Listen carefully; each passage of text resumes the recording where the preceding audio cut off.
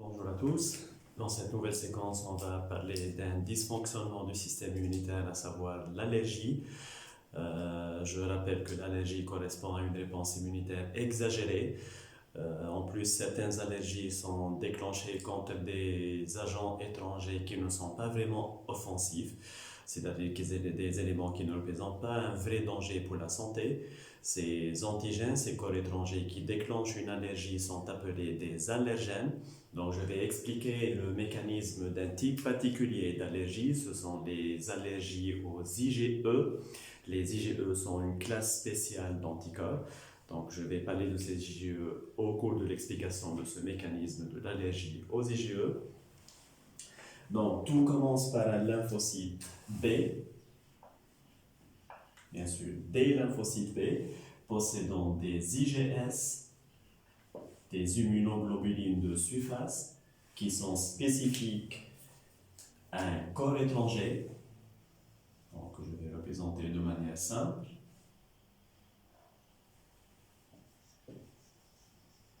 Ce corps étranger va être qualifié d'allergène parce qu'il va par la suite déclencher une réponse allergique. Donc, une LIMH va se dérouler avec toutes les étapes que vous connaissez concernant une LIMH. Les lymphocytes B, donc spécifiques, sont sélectionnés, activés par l'interleukine 2, sécrétés par les lymphocytes T4. Ensuite, ces lymphocytes B vont progresser, vont se différencier en plasmocytes. Le plasmocyte est une cellule spécialisée, différenciée dans la sécrétion d'anticorps et surtout une classe d'anticorps spécifique, comme j'ai dit au début, qu'on appelle les IgE. Donc, suite au premier contact avec l'allergène,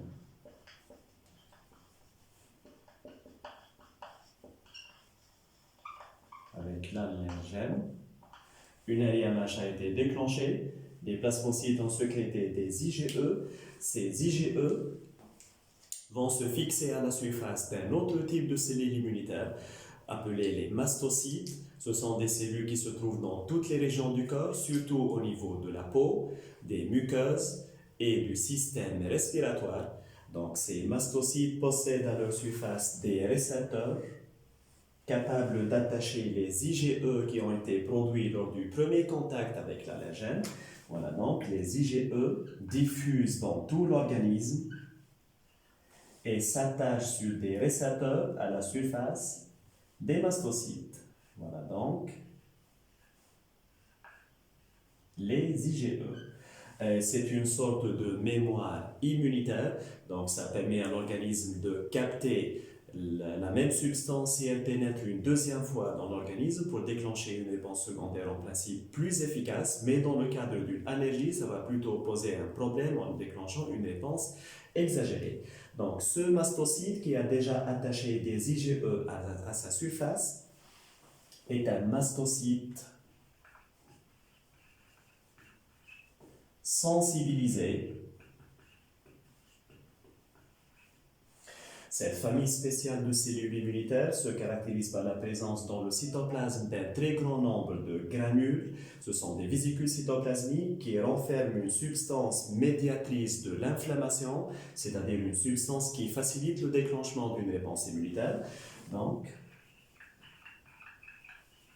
ce sont des granules à histamine.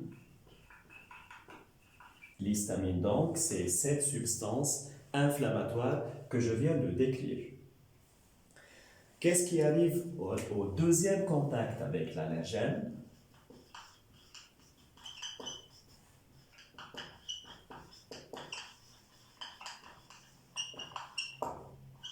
Donc, je prends un exemple simple d'allergène, les grains de pollen. Vous savez, ces gamètes mâles libérés par les fleurs généralement au printemps. Il y a des millions de personnes qui souffrent d'allergie au pollen. Donc, ce pollen au printemps est inhalé, il pénètre à travers le nez et dans la muqueuse nasale, la muqueuse du nez, donc à l'intérieur du nez, et au niveau des branches et des voies respiratoires. Il existe un très grand nombre de mastocytes qui, je rappelle, ont déjà été sensibilisés grâce à des IgE justement spécifiques aux graines de pollen. Donc, qu'est-ce qui va arriver au deuxième contact? Cet allergène sera attaché à la surface d'un mastocyte qu'il a donc rencontré au niveau d'une voie respiratoire. Donc, ce mastocyte va pouvoir fixer l'allergène par deux IgE voisines, ce qui va déclencher une cascade de réactions à l'intérieur du mastocyte. Les granules à histamine commencent à se rapprocher de la membrane cytoplasmique du mastocyte. Donc, grâce au deuxième contact de l'allergène avec les IgE, ça va donc induire une activation du mastocyte. Cette activation va se traduire par la libération en grande quantité du médiateur de l'inflammation, l'histamine.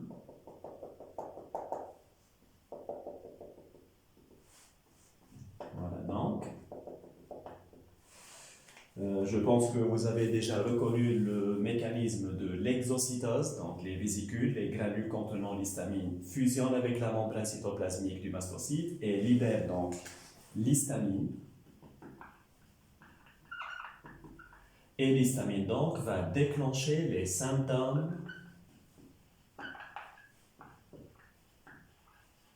de l'allergie. Donc, j'ai déjà dit que l'histamine est une substance qui induit une inflammation. Donc, chez les personnes allergiques, les symptômes peuvent varier de degrés légers à des degrés très graves. Donc, ça peut simplement se manifester par des larmoiements, donc des larmes qui apparaissent aux yeux, un écoulement du nez, de la toux, donc la personne va tousser, des éternuements. Ça peut aller plus loin avec des éruptions cutanées, donc l'apparition de plaques colorées sur la peau. Ça peut même provoquer un choc anaphylactique, c'est-à-dire une difficulté à respirer. Pourquoi? Parce que l'histamine va stimuler la sécrétion du mucus respiratoire, donc c'est ce liquide visqueux qui tapisse les bronches, les voies respiratoires. L'histamine exagère la sécrétion de ce mucus et va donc perturber l'inspiration et l'expiration et ça va poser des problèmes respiratoires chez la personne. Donc, on conseille aux personnes allergiques d'essayer d'éviter au maximum le contact avec l'allergène qui est responsable de leur réaction.